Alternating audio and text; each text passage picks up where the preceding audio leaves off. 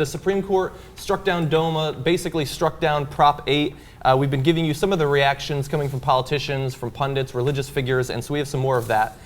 Pat Robertson is not happy with the Supreme Court's actions this week. No, he's a bit frustrated, actually. And he has an interesting theory for exactly why Kennedy and the others who voted to knock down DOMA did so. Let's listen. Jay, let me ask you about Anthony Kennedy. Does he have some clerks who happen to be gays? Well, I have no idea. I think what Justice Kennedy did, if you look at a series of cases that he's been involved in, he has taken the view that sexual orientation is a special class. Yeah, and I guess that is in some way sort of accurate. We did determine that they're a special class, a class that we call humans. Yeah, you know, it's not easy to defend Pat Robertson, so I won't.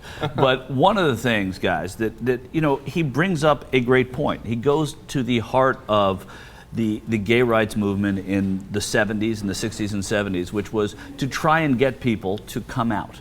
And the reason you get people to come out is because when people who heretofore either don't think they've known gay people or have not interacted with them realize that gay people are in fact people before they're gay, you know, that gets people to change their minds. So if, let's say in a perfect world, let's say Anthony Kennedy was like Pat Robertson, but Anthony Kennedy does happen to have clerks who are gay, right? In his cloistered world, he started to meet people who were gay. That's how it's supposed to work. Yeah. That is exactly what is supposed to happen. So if that is why he has changed his position on gay rights, bravo, that's how it's supposed to work. Rob Portman changed it. His son is gay.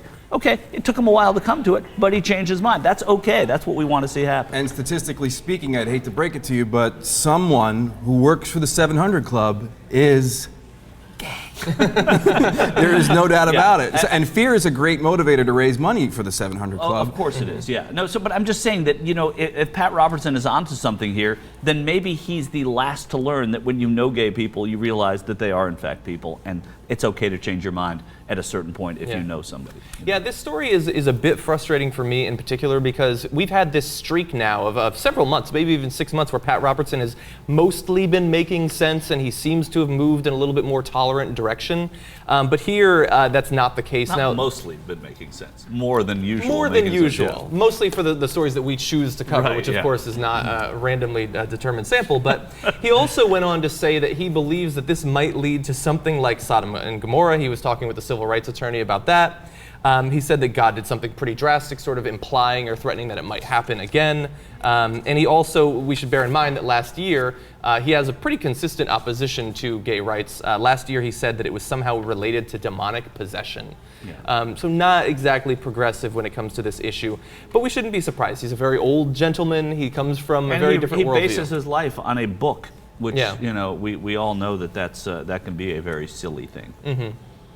Yeah, the dinosaur that is Pat Roberts, thankfully, will go away soon. And like nothing has changed in the past generation of American politics and social issues like the country's view on this particular issue. And so quickly, too. It changed very, in the whole, you know, in a cosmic sense, it has changed very quickly. It doesn't seem that way, you know, to somebody who is maybe a young American that's taken up most of their life. But in the way that America has both legally and socially changed on this issue, it's a real testament to the gay rights movement because it's happened quickly in the context of history. His interpretation of the Bible is a patriarchal one, an apocalyptic one, and thankfully soon it will be gone.